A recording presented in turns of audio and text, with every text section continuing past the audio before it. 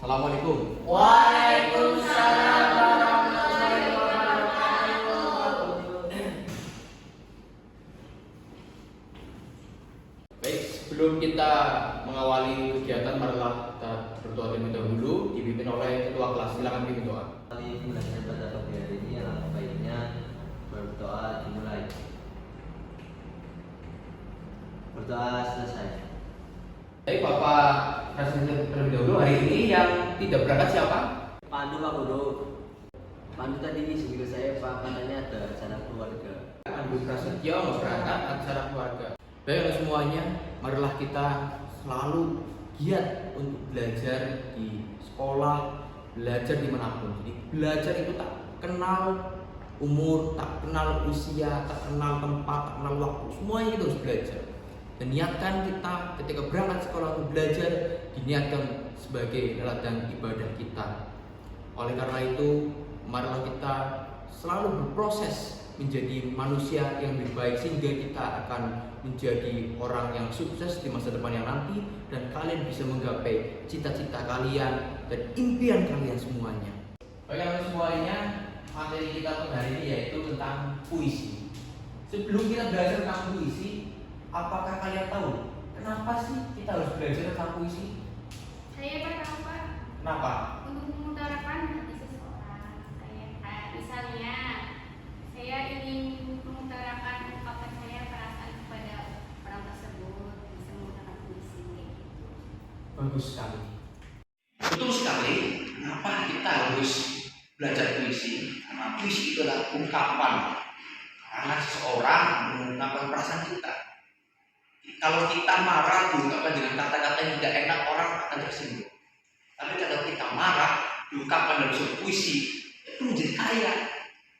Kita sedih diungkapkan oleh seseorang, maka orang itu melihatnya kita kasihan. Tapi kalau coba kesedihan itu diungkap dalam sebuah puisi, berharga itu kalimat kalian. Maka dari itu pentingnya belajar puisi ini. Ya. Itulah. Kalau kalian mau jadi penulis, belajar puisi, nanti jadi sebuah penulis puisi yang inspiratif, yang banyak dikagumi oleh banyak orang. Lalu saya akan jelaskan memasuki materi, ya apa itu yang dimaksud puisi dan apa saja harus diperhatikan dalam membuat sebuah puisi yang bisa menjadi puisi yang indah. Oke. Pengertian puisi. Secara pengertian, puisi itu adalah karangan seseorang. Orang yang mengungkapkan isi hatinya atau menyampaikan perasaan kepada seseorang lainnya, atau mengungkapkan suatu keindahan, ya itu namanya puisi. Jadi puisi adalah luapan hati seseorang yang menggunakan kata-kata yang indah, itu dinamakan puisi. Karena ini teks atau karangan yang mengungkapkan pikiran dan perasaan penyairnya dengan mengutamakan keindahan kata-kata. Nah ini harus kata-kata indah, ya.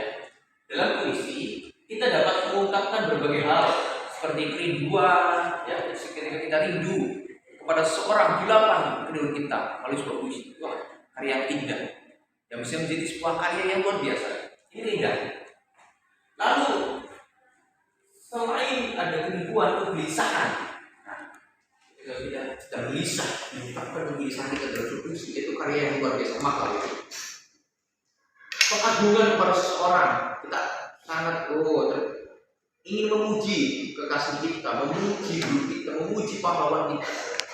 Ini namanya menggunakan pengagungan yang mengungkapkan dalam bahasa yang indah.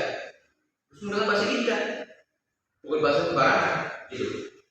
Kadang hanya saja kamu jarang menyadari bahwa itu adalah puisi, gitu ya. Lalu jenis-jenis puisi. Nah, ada beberapa jenis puisi nih. Apa saja? Yang pertama, ada puisi naratif. Puisi naratif itu mengungkapkan sebuah cerita dari seorang penyair.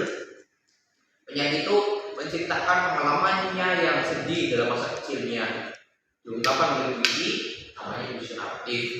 Puisi naratif bisa juga misalkan kita agak marah, menceritakan kemarahan kita kepada halayak publik dengan kata-kata yang indah, maka jadilah sebuah puisi. Yang dinamakan puisi naratif. Yang kedua, puisi lirik. Puisi lirik ini puisi yang mengungkapkan berbagai hal perasaan penyairnya, ya, berbagai hal perasaan tadi ya, di marah tulisan seperti ini dinamakan puisi lirik. Puisi lirik dibagi menjadi dua, menjadi tiga macam, yaitu edisi, serenada, dan ode. Yang ketiga ada puisi deskriptif. Puisi deskriptif ini di mana penyair bertindak sebagai pemberi kesan terhadap suatu keadaan, peristiwa, benda maupun suasana yang menarik perhatiannya. Puisi deskriptif terbagi di dua, yaitu satire dan puisi lirik sosial. Yang namanya puisi deskriptif itu mendeskripsikan, orang mendeskripsikan tentang keindahan, suasana, alam, maka namanya puisi deskriptif. Seorang mendeskripsikan tentang objek wisata dalam sebuah puisi, maka namanya puisi deskriptif, ya. Lalu ada beberapa tipe orang dalam menyampaikan puisi. Yang pertama dengan membacakan puisi. Puisi yang dibacakan namanya yaitu menyampaikan puisi dengan bahasa lisan atau melalui ucapan. Saya membaca puisi, teks puisi dibawa ke atas pentas. Kita ada teksnya lalu di atas pentas puisi seorang orang dibacakan dengan penuh penghayatan yang tinggi.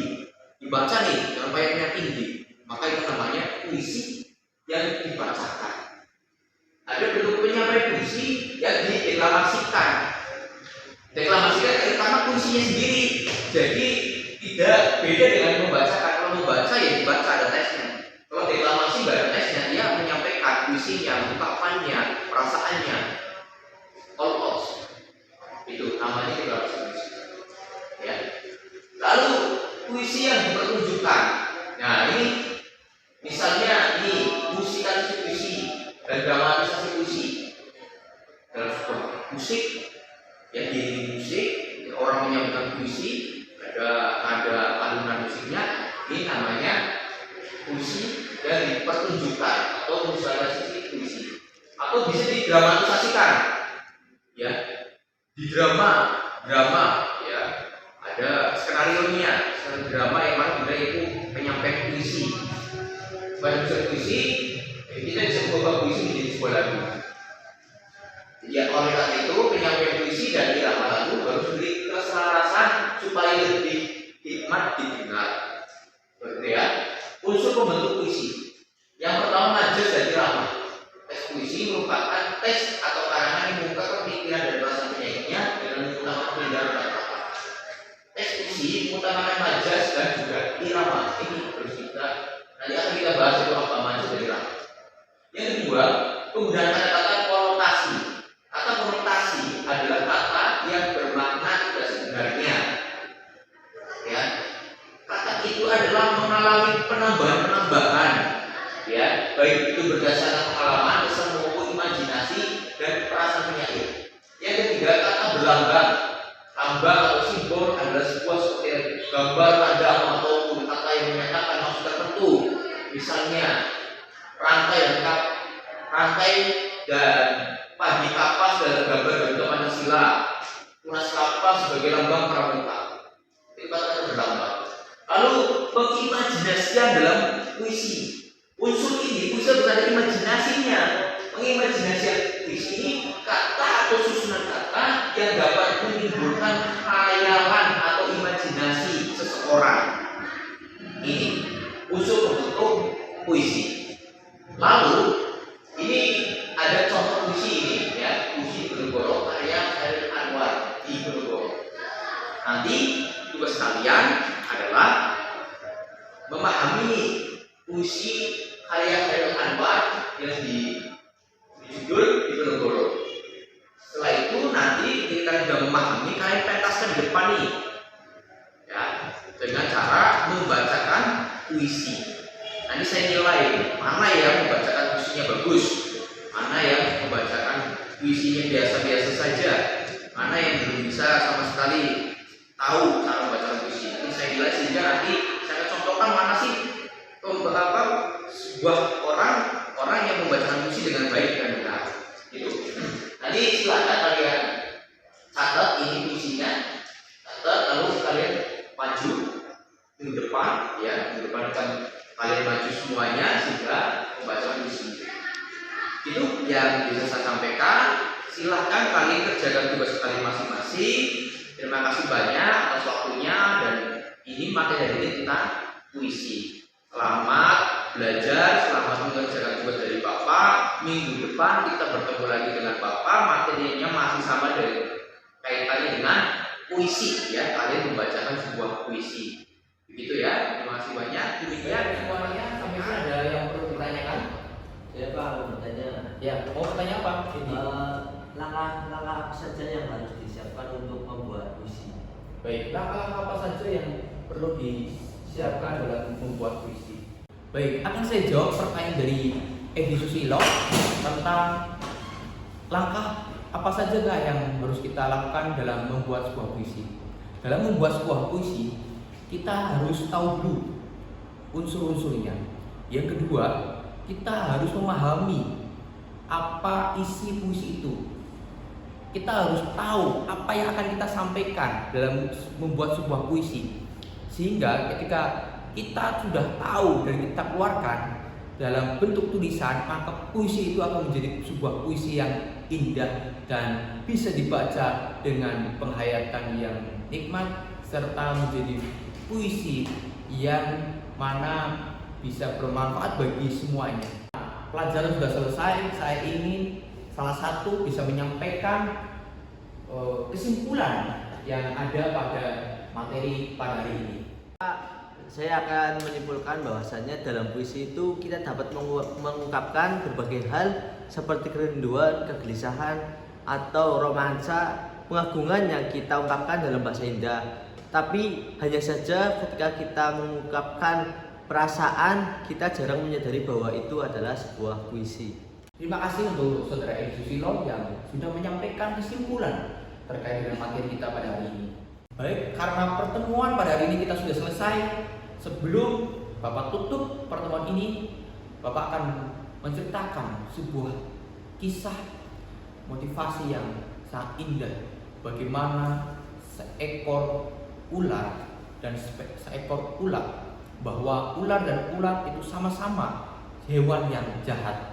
Namun dua-duanya ini hewan yang berproses, penuh perjuangan. Akan tetapi seekor ular ketika berproses dan ia mengganti kulitnya dengan sakit, ketika sudah berproses mengganti kulit, ia akan tetap menjadi ular yang jahat. Maka kalian jangan menjadi ular. Karena apa? Ia berproses, tapi prosesnya tidak menghasilkan. Prosesnya sama saja, yang tadinya jahat tetap jahat. Tapi kalian harus menjadi seekor ular. Kenapa harus menjadi seekor ular? Ulat itu menjijikan bagi manusia, tidak disukai oleh manusia. Tapi ulat itu berproses dari ulat berubah menjadi kepompong.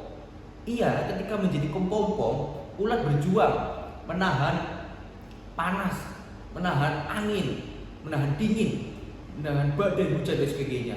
Tapi ketika sudah menjadi kupu-kupu, prosesnya berhasil, maka akan menjadi kupu-kupu yang indah. Mindset manusia lain terhadap ulat ini berubah menjadi kupu-kupu yang indah dan kupu-kupu disukai oleh manusia banyak. Maka dari itu menjadi sebuah ulat yang berproses dan hasilnya akan menjadi perubahan yang luar biasa, dan kita akan dikenal oleh masyarakat luas sebagai orang yang hebat, orang yang sukses. Baik, kita tutup pertemuan pada hari ini dengan berdoa sesuai dengan keyakinan masing-masing. Berdoa, persilakan.